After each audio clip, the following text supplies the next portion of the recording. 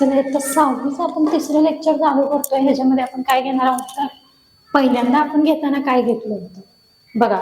आता मागच्या लेक्चरमध्ये आपण मराठी उतारे वगैरे घेतले. मराठी उतार्यावरचे कशा प्रकारे प्रश्न विचारतात ह्याच्याविषयी माहिती बघितली.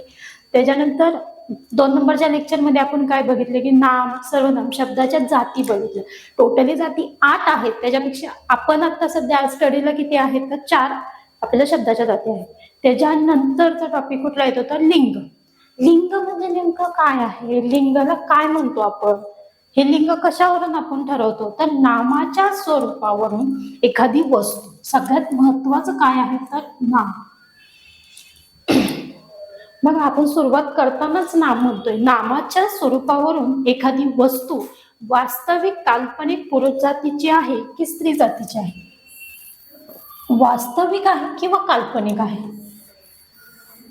बघा प्रत्येक शब्द ना शब्द फोडते. वास्तविक आहे की काल्पनिक आहे. एखाद्या व्यक्तीच्या नावावरून रूपासारखी बघा नामाच्या रूपावर एखादी वस्तू, एखाद्या वस्तूचं जे काही नाव आहे ते काल्पनिक आहे की वास्तविक मध्ये आहे. काल्पनिक मी तुम्हाला कन्सेप्ट सांगितली. काल्पनिक म्हणजे त्याचे फक्त आपण आपल्या माइंड मध्ये त्याचा काय करू शकतो विचार, जसं की स्वर्ग सांगितलं. ओके तशा प्रकारे. त्याच्यानंतर वास्तविक आहे. वास्तविक म्हणजे सध्याच्या अवेलेबल जी काय आहे त्याच्यामध्ये पुरुष जातीची आहे की स्त्री जातीची आहे. त्याच्यामध्ये पण पाहिजे की ती पुरुष जातीची आहे की स्त्री जातीची आहे, पुरुष जातीची आहे की स्त्री जातीची आहे, की दोन्हीपैकी कोणत्याही जातीची नाही किंवा दोन्हीपैकी कोणत्याही जातीची नाही असे ज्यावरून कळते त्याला आपण लिंग असं म्हणतो. बघा लिंग म्हणजे नेमकं काय आहे की एखाद्या व्यक्तीचं नाव आहे. एखाद्या नामाचं जेव्हा आपण ती वास्तविक असो किंवा काल्पनिक असो, जेव्हा आपल्याला त्याचा बोध होतो की बाबा ती पुरुष जातीची आहे, स्त्री जातीची आहे की अन्य कोणत्या जातीची आहे, हे ज्यावरून कळतं त्याला आपण लिंग असे म्हणतो. लिंगाची कन्सेप्ट कळाली. त्याच्यानंतर लिंगाचे मुख्य 3 प्रकार पडतात. किती प्रकार आहेत? 3. एक आहे पुल्लिंगी, स्त्रीलिंगी आणि नपुंसकलिंगी. पुढे आता पुल्लिंगी म्हणजे नेमकं काय, पुल्लिंगीची थीम काय आहे की नामाच्या रूपावरून पुरुष जातीचा बोध होत असल्यास, मला जे काही नाम आहे त्या नामावरून जर एखाद्या पुरुष जातीचा बोध होत असेल तर, एखाद्या पुरुष जातीचा बोध होत असेल तर त्या नामाला पुल्लिंगी असे म्हणतात. पुरुष जातीचा बोध होत असेल तर त्या नामाला काय म्हणतात तर त्या नामाला पुल्लिंगी असे म्हणतात. मग एखाद्या व्यक्तीचं नाव आहे त्याच्यावर आपल्याला कळतं की हा पुरुष जातीचा आहे, तर ह्याला आपण काय म्हणतो तर ह्याला आपण नाम पुल्लिंगी नाम असं म्हणतो. पुल्लिंगी आहे बरोबर. नामाचं जे काही प्रकार आहे ह्याच्यामध्ये मी सांगते की एखाद्या व्यक्तीचं नाव आहे, मला जर ह्याचं कळत असेल की ह्याच्यामध्ये मला पुरुष जातीचा बोध होतोय तर पुल्लिंगी. ओके पुल्लिंगीचा अर्थ कळाला की पुरुष जातीचा बोध होत असल्यास तर काय येतोय पुल्लिंगी येतोय. आणि त्याच्यातनच रूपावरून जर स्त्री जातीचा बोध होत असेल, कुठल्या जातीचा तर स्त्री जातीचा बोध होत असेल तर त्याला आपण काय म्हणतो तर स्त्रीलिंगी म्हणतो. बघा पुल्लिंगी म्हणजे नामाच्या रूपावरून आपल्याला पुरुष जातीचा बोध झाला की पुल्लिंगी, आणि नामाच्या रूपावरून जर आपल्याला स्त्री जातीचा बोध झाला तर स्त्रीलिंगी. दोन्ही नामं कळाली. पुल्लिंगी कोणाला म्हणायचं, स्त्रीलिंगी कोणाला म्हणायचं. त्याच्यानंतर तिसरा प्रकार येतोय की नपुंसकलिंगी. कुठला प्रकार येतोय तर नपुंसकलिंगी.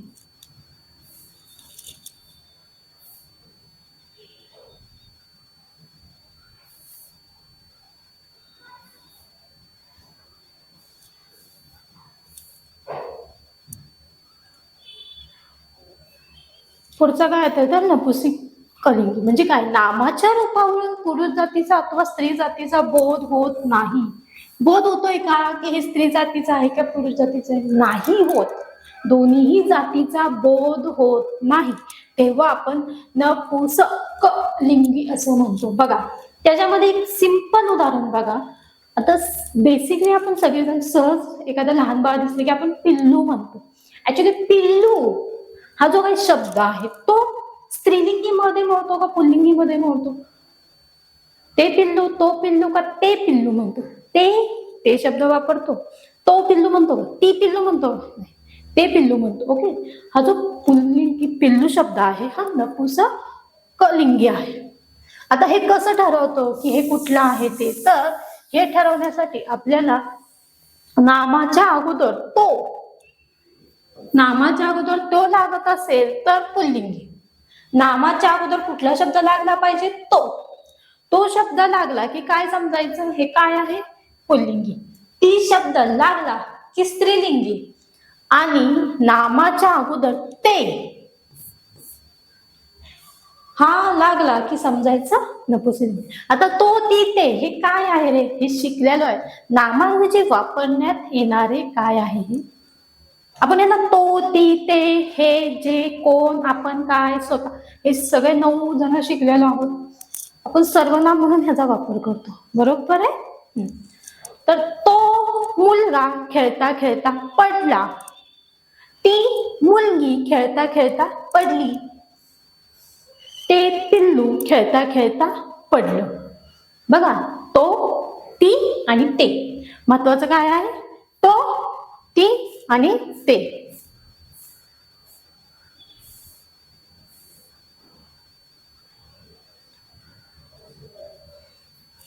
काय महत्वाचं आहे? तो, ती आणि ते. बघा, महत्वाचं काय आहे? तो महत्वाचा आहे, ती महत्वाची आणि ते. ह्याच्यावरून आपल्याला लिंग कोणते आहे हे समजतं.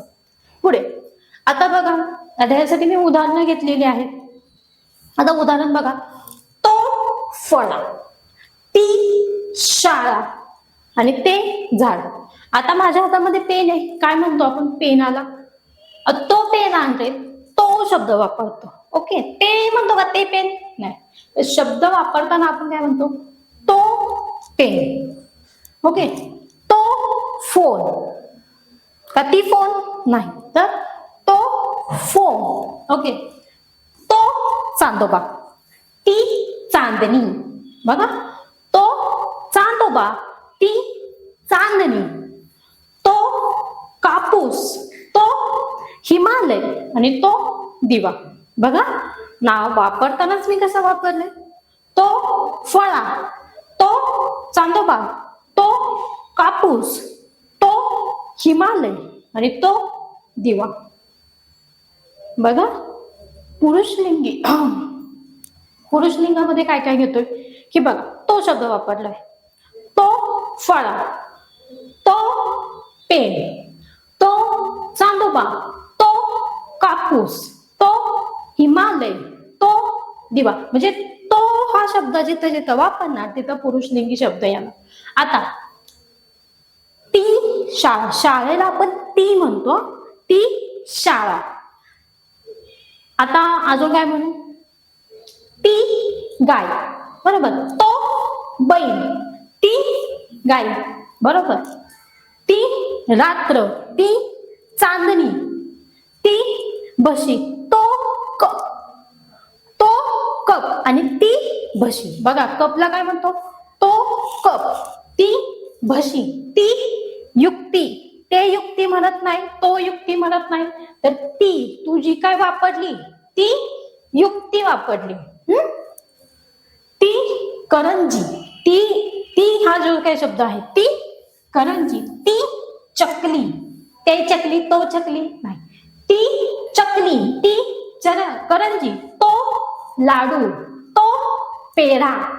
बघा, ती करंजी, ती चकली, तो पेढा.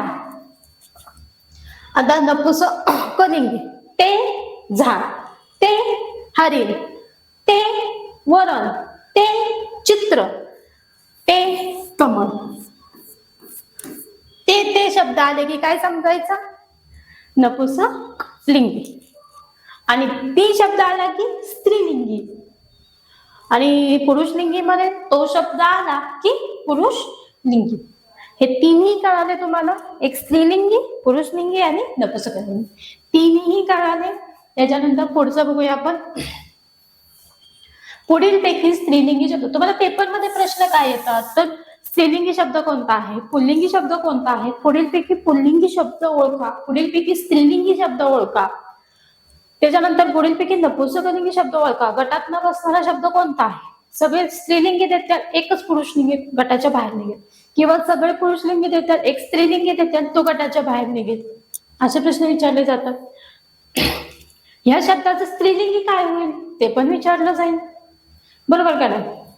त्याच्यानंतर बघा, पुढीलपैकी स्त्रीलिंगी शब्द कोणता? तर स्त्रीलिंगी शब्द आहे तो कोणता आहे बघायचं. दीर, राजा, चिमणी आणि तरुण. आता दीर आहे, दीर हे कोण आहेत? पुरुष जातीमध्ये मोडतात. ओके, मग त्यांना आपण काय म्हणतो? तो दीर. ती दीर म्हणतो का? नाही, तो दीर, तो राजा, ती चिमणी आणि तो तरुण. बघा, तो दीर, तो राजा, ती चिमणी, तो तरुण. स्त्रीलिंगी. त्याला काय म्हणतात? स्त्रीलिंगी. आता बघा, स्त्रीलिंगी मध्येच बघताना तो धीर आला, तो राजा आला, ती चिमणी आली, तो तरुण आला. आता हे स्त्रीलिंगी शब्द आहेत. ह्याच्यामध्ये जर मी कावळा शब्द वापरला तर काय म्हणतो? तो कावळा, बरोबर, तो कावळा आणि ती कोकिळा. पुढील पैकी आता बघा, आई आहे, मुलगा आहे, वडील आहे आणि मन. मन काय आहे? ते मन आहे. हा, ते मन, तो मुलगा, तो वडील आणि ती आई. आई कशी येते? ती येते. पुढील पैकी पुरुषलिंगी शब्द कोणता आहे? एकदा सांगितलं स्त्रीलिंगी ओळखा, आता कुठलं सांगितलंय? पुरुष लिंगी कोणता आहे? तर हत्ती आहे, राणी आहे, मामी आणि काकी. आता काकी, मामी आणि राणी सगळे स्त्रीलिंगी आहेत, बरोबर. म्हणजे ती काकी, ती मामी, ती राणी. ती ती ती ती आलं, ती मामी, ती राणी, ती काकी. आणि हत्तीला ते हत्ती येतो का? नाही, तर तो हत्ती येतो. काय येतो? तो हत्ती, तो हत्ती, ती राणी, ती मामी, ती काकी. माधव, नाटक, बहीण, मन. मनाला मगाशी सांगितलं ते मन, मन माझे बावरे, ते मन माझे बावरे. ते बहीण, ती बहीण, ती बहीण. नाटक, ते नाटक. आता नाटकाला म्हणतो का ती नाटक? नाही, काय म्हणतो? नाटकासाठी आपण शब्द काय वापरतो? तर ते नाटक. नाटकासाठी शब्द काय वापरतो आपण? ते नाटक. आता माधव, तो माधव. बघा, पहिला प्रश्न तुम्हाला कळाला की स्त्रीलिंगी शब्द कोणता आहे पुढीलपैकी ते ओळखायचे. आता पुल्लिंगी शब्द सांगितलंय, पुल्लिंगी शब्द कोणता आहे ते ओळखायचे. आता त्याच्यानंतर पुढचा शब्द येतो की नपुंसक लिंगी. म्हणजे त्याच्यामध्ये काय आहे ते आपण काय वापरतो? ते. काय वापरतो? ते वापरतो. जसं की कुत्री, ती कुत्री. बैल, तो, ती बैल, ते बैल, तो बैल. ती गाय. मुलगी, ती मुलगी. आणि पिल्लू, ते पिल्लू. पिल्लू महत्वाचं आहे, ते पिल्लू. आता कोळी, झाड, खुर्ची आणि मोगरा. तो मोगरा येतो. ती मोगरा येत नाही. मोगरा शब्द लक्षात ठेवा. ते गुलाब येतं, ते गुलाब, ते फूल, ते गुलाब, तो मोगरा, ती जाईजुई. नाव बघा, कोळी, झाड, खुर्ची आणि मोगरा. झाड, ते झाड, नपुंसकलिंगी में देते. ते झाड, ती खुर्ची, खुर्चीला ती खुर्ची, तो मोगरा. ते गुलाब, गुलाबाला ते गुलाब, तो गुलाब म्हणत नाही आपण, ते गुलाब. मोगरा, तो मोगरा. आणि खुर्ची, ती खुर्ची. आणि झाड, ते झाड. झाडाला शब्द काय आहे? ते झाड. म्हणजे आपलं उत्तर काय आलं? ते झाड. म्हणजे बघा, लिंग जेव्हा आपण शिकतो तर लिंगाचे 3 प्रकार आहेत. स्त्रीलिंगी, पुल्लिंगी, नपुंसक लिंगी. ह्याच्यामध्ये लिंगाचा जेव्हा टॉपिक बघतो त्याच्यामध्ये लिंग कशा प्रकारे मोडतात, तो, ती आणि ते. तो, ती आणि ते, हे 3 महत्वाचे आहेत. जेव्हा तुम्हाला लिंग ओळखायला येईल तेव्हा तुम्ही त्याच्यामध्ये पहिल्यांदा तो शब्द वापरून बघायचा, ती आणि ते. डायरेक्ट तिथंच लिहायचं की तो म्हणजे काय येतो, ती म्हणजे काय येतं, म्हणजे आपल्याला लिंग शोधायला कसं होतं, बरं पडतं. पुढे नामावरून एकच वस्तूच, आता हे एक वचन आणि अनेक वचन घेतली. नामावरून जर एका वस्तूचा बोध झाला एक वचन, नामावरून जर अनेक वस्तूचा बोध होत असेल तर अनेक वचन. बघा, एका वस्तूचा बोध झाला, एखादं नाम आहे त्याच्यावरून मला कळालं की हा पेन माझ्याकडे एकच आहे, एक पेन आहे एक वचन. माझ्याकडे असे अनेक पेन आहेत, अनेक वचन. कसं येणार, अनेक वचन. म्हणजे नामावरून एका वस्तूचा बोध झाला एक वचन, नामावरून अनेक वस्तूचा बोध होत असल्यास अनेक वचन. ओके.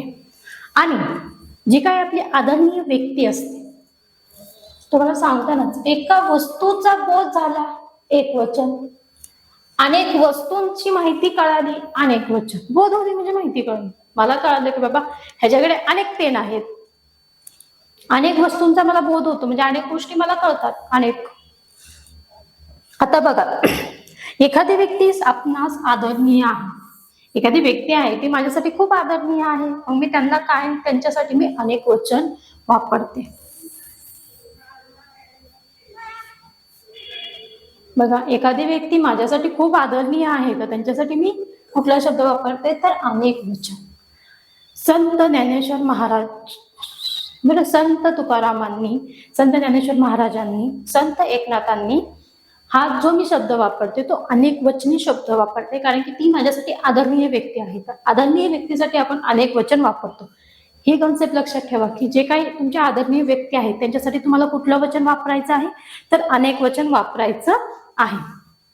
पुढे आता हे नाम आहे, एक वचन आहे, अनेक वचन आहे, आपल्याला वाचताना कळतं. पण लक्षात ठेवायचं, जेव्हा आपण एक वचन आणि अनेक वचन जेव्हा कळतो तेव्हा एक शब्द म्हणायचा आणि अनेक शब्द म्हणायचे. जसे की रस्ता, रस्ते, एक रस्ता अनेक रस्ते, एक झाड अनेक झाडे, एक फूल अनेक फुले. एक आणि अनेक हे दोन्हीही शब्द वापरून आपल्याला काय म्हणायचं आहे, तर एक वचन अनेक वचन करायचं आहे. जसं की ससा, एक ससा अनेक ससे, एक मासा अनेक मासे, एक बगळा अनेक बगळे, एक बगळा अनेक बगळे, एक पाखरू अनेक पाखरे. बघा, एक ससा एक, एक मासा एक, एक बगळा एक, एक पाखरू एक, एक पिल्लू एक, कोकरू एक, फूल एक, हाड एक, नख नथ एक, एक सासू. ओके. म्हणजे बघा, जेव्हा आपण एक एक उच्चार करतो, जसं की एक ससा, एक मासा, तेव्हा त्याचं आपण अनेक वचन करताना कसं म्हणतो, अनेक मासे. डायरेक्ट शब्द वापरायचा नाही, मासे, मासा बी येतोय आपल्या तोंडून, बरोबर. मग म्हणताना एक आणि अनेक हे दोन्ही शब्द वापरून काय करायचे, एक वचन आणि अनेक वचन म्हणायचे आहेत. जसं की बघा, एक ससा अनेक ससे, एक फूल अनेक फुले, एक नथ अनेक नथी, एक सासू अनेक सासवा, एक लेकरू अनेक लेकरे. बरोबर. हे झाले आपले एक वचन आणि इकडच्या साईडचे काय झाले आपले अनेक वचन. आता एक वचन आणि अनेक वचन करताना काय करायचं हे तुम्हाला कळलं. पुढे पेपरमध्ये प्रश्न काय विचारतो की खालील पर्यायातील एक वचन कोणते आहे. कारण आता एक वचन करताना त्याच्या पुढे लक्षात ठेवायचं की एक शब्द म्हणायचा आणि अनेक शब्द म्हणायचे. एक काच अनेक काचा, एक झाड अनेक झाडे, एक होडी अनेक होड्या, एक पेढा अनेक पेढे. म्हणजे ह्या सगळ्यांच्या पुढे अनेक शब्द लागतो, बरोबर. जसं की एकाच अनेक, इथं पण अनेक होड्या लागतात, इथं पण अनेक पेढे लागतात. फक्त हे झाडच आहे ते एक वचन मध्ये मोडते, म्हणजे एक झाड. एक झाड, अनेक झाडे, म्हणजे एक वचन मध्ये काय आलं आपलं? झाड. एक वचन मध्ये कुठला शब्द आपला आला? झाड. पुढे सासू, नदी, नद्या आणि तारा. चला तेच सांगू. एक सासू, अनेक सासवा, अनेक सासवा. मग इथं काय येणार आहे? सासू येणार आहे का सासवा येणार आहे? तर इथं सासू शब्द आलाय. सासू हा शब्द एक वचन आहे. सासू हा शब्द कसा आहे तर एक वचन आहे. नथी, एक नथ, अनेक नथी. एक नथ, अनेक नथी. इथं अनेक शब्द आलाय. नद्या, एक नदी, नदी, अनेक नद्या. हे अनेक वचन मध्ये मोडते. एक तार, अनेक तारा, अनेक शब्द. एक चांदणी, अनेक चांदण्या, न्या. तसंच हे सगळे जे काय आहे ते अनेक वचन आहे. आपल्याला सांगितलं एक वचन शोधायला, उत्तर काय आलं? सासू. एक सासू, अनेक सासवा. भाकरी, गुलाब, जबाब आणि हिशोब. चला, एक भाकरी, अनेक भाकऱ्या. एक गुलाब, अनेक गुलाब. ह्या दोन्हीचंही उत्तर तुम्ही काढायचं. कुणी काढायचंय? तुम्ही काढायचंय की ह्यांचं उत्तर काय येईल, ह्याच्यातलं एक वचन कोणतं आहे, अनेक वचन कोणतं आहे, हे तुम्ही शोधायचं आहे. सोपा टॉपिक आहे. त्याच्यानंतर येतात शुद्ध आणि अशुद्ध शब्द. बघा, सरस प्रश्न असतात की ह्याच्यामध्ये शुद्ध शब्द कोणता आहे, अशुद्ध शब्द. खालीलपैकी अशुद्ध शब्द निवडा, खालीलपैकी शुद्ध शब्द निवडा. ह्याच्यावर आधारित तुम्हाला पेपरमध्ये प्रश्न येत असतात की शुद्ध शब्द कोणता आहे, अशुद्ध. आणि त्यासाठी शब्द संग्रह आपला जास्तीत जास्त पाहिजे, म्हणजे डेली आपण शब्द वाचले गेले पाहिजेत. आता शब्द वाचताना सहज ही झाली आपली परीक्षा. हा शब्द शुद्ध आहे की अशुद्ध आहे, आणि ही झाली आपली परीक्षा.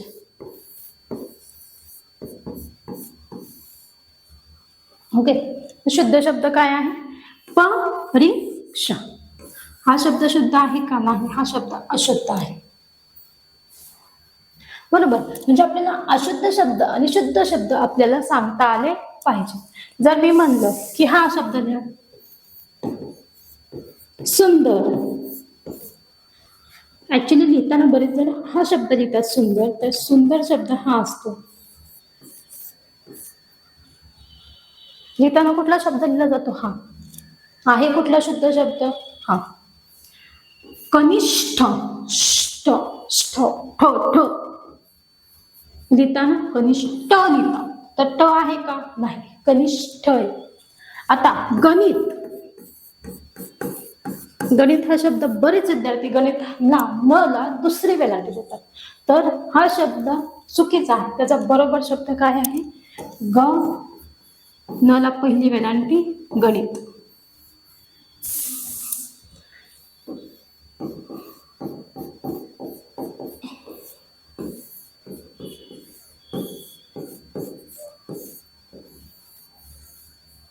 गणित न ला पहिली वेलांटी येते. ग नीत नाही रे, ग नीत येतो, ग नीत येतो. म्हणजे शुद्ध आणि अशुद्ध शब्द पण बरेचसे आपल्याला माहिती पाहिजेत की पहिल्यांदा शुद्ध शब्द कसा आहे, अशुद्ध शब्द कसा आहे. अंतरिक्ष आणि अंतरिक्ष. र ला दुसरी वेलांटी न येता पहिली वेलांटी येते. अनिल शब्द लिहिताना अनिल, बरेच विद्यार्थी अनिल शब्द लिहितात, ऍक्च्युली तो अनिल शब्द आहे. काय शब्द आहे? अनिल. न ला पहिली वेलांटी येते, अनिल. अधीर असा शब्द न येता अधीर.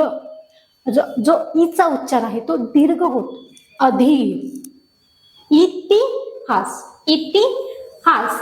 इति तला दुसरी वेलांटी दिली जाते, तर ही चुकीची आहे. तर इतिहास मध्ये इ तला पहिली वेलांटी, इति इतिहास काय आहे? इतिहास काय शब्द आहे? इतिहास म्हणजे कळालं. अशुद्ध शब्द आणि शुद्ध शब्द जेव्हा आपण बघतो तर पेपरमध्ये विचारला जातो की पुढीलपैकी शुद्ध शब्द कोणता आहे, पुढीलपैकी अशुद्ध शब्द कोणता आहे, त्याच्यावर आधारित तुम्हाला विचारलं जातं. आता बघा, वीर, वीर नाव आहे तर वीर, बरेच विद्यार्थी वीर लिहितो. हे काय? वीर. आणि हे काय? वीर. मग कुठली वेलांटी येणार वीरला? पहिली येणार का दुसरी येणार? या पण गोष्टी आपण बारीक बारीक असतात की उच्चार कसा होतोय, तुमचा उच्चार दीर्घ होतोय का तुमचा उच्चार ऱ्हस्व होतोय, ह्याच्यानुसार त्याला वेलांटी दिली जाते. तुमचा उकाराचा उच्चार सुंदर येतोय का सुंदर येतोय, जो काही तुमचा उच्चार असेल त्याच्यानुसार तुम्ही शुद्ध आणि अशुद्ध शब्द सांगता. मग तुम्हाला काय विचारलं जातात की खाली शब्द अशुद्ध शब्द कोणता आहे, पुढीलपैकी अशुद्ध शब्द कोणता आहे? अनिल, हत्ती, इतिहास आणि कनिष्ठ. आता हत्ती आणि हत्ती फरक आहे का नाही? इथं लिहिताना मी फक्त हत्ती शब्द लिहिलाय, पण आपल्याला शब्द काय असतोय? हत्ती हा आपला शुद्ध शब्द आहे, हा अशुद्ध शब्द आहे. शंकर, आता बघा शंकर आहे, शंकर असं आहे. काय काय जण क अनुस्वार देतात, तर हा क अनुस्वार द्यायचा नाही. ऍक्च्युली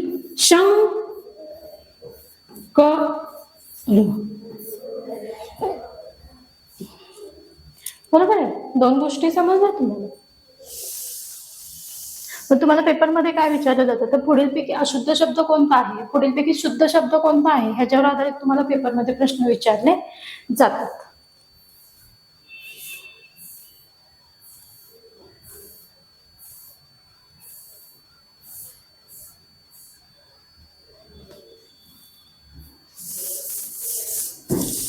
त्यानंतर पुढचा टॉपिक काय शिकतोय आपण, तर काळ.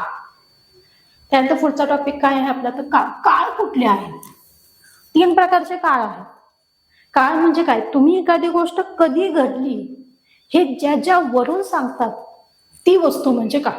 साध्या सोप्या भाषेमध्ये आज मी काय केलं हे ज्याच्यावर सांगतात तो काळ, उद्या मी काय करणार आहे हे ज्याच्यावर सांगतात तो काळ, आणि परवा मी काय केले हे ज्याच्यावर सांगतात तो म्हणजे काळ. आज, उद्या, काल, परवा, नंतर, हवा, बघू, हे सगळे जे काही शब्द आहेत ते आपण काळानुसार ठरवतो. काळाचे मुख्य किती प्रकार पडतात, तर 3 प्रकार पडतात. किती प्रकार आहेत, तर 3.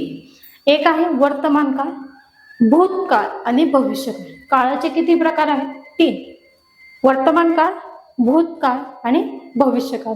बघा काळाचे किती प्रकार मोजले जातात, तर काळाचे 3च प्रकार आहेत. वर्तमान काळ, भूतकाळ, भविष्यकाळ. मी आंबा खात आहे, खाण्याची क्रिया चालू आहे. मी आंबा खाल्ला, खाऊन झाला, आणि मी आंबा खाणार आहे, भविष्यकाळ. मी आंबा खात आहे, वर्तमान काळ. माझा आंबा खाऊन झाला, भूतकाळ. आणि मी आंबा खाणार आहे, भविष्यकाळ. मला आज सुट्टी आहे, मी आज झोपणार आहे, मी झोपले आहे, मी झोपले होते, आणि मी झोपणार आहे. हे सगळे जे काय ते आपण काळानुसार सांगतो. आणि ह्या काळाचे मुख्य 3 वर्तमान काळ, भूतकाळ आणि भविष्यकाळ हे 3 मुख्य काय करतात, तर प्रकार पडतात. आता वर्तमान काळामध्ये क्रिया आता घडत आहे. वर्तमान काळ क्रिया आता घडत आहे. आता जी काय आता माझी शिकवण्याची क्रिया आहे, वर्तमान काळ. माझं शिकवून झालंय, घडून गेलंय, भूतकाळ. आणि मी शिकवणार आहे, भविष्यकाळ. 3 काळ. आता मी क्रिया जी चालू आहे शिकवण्याची, वर्तमान काळ. मी काल शिकवून गेले, भूतकाळ. आणि मी उद्या शिकवणार आहे, भविष्यकाळ. हे झाले काळाचे आपले मुख्य 3 प्रकार. थँक्यू.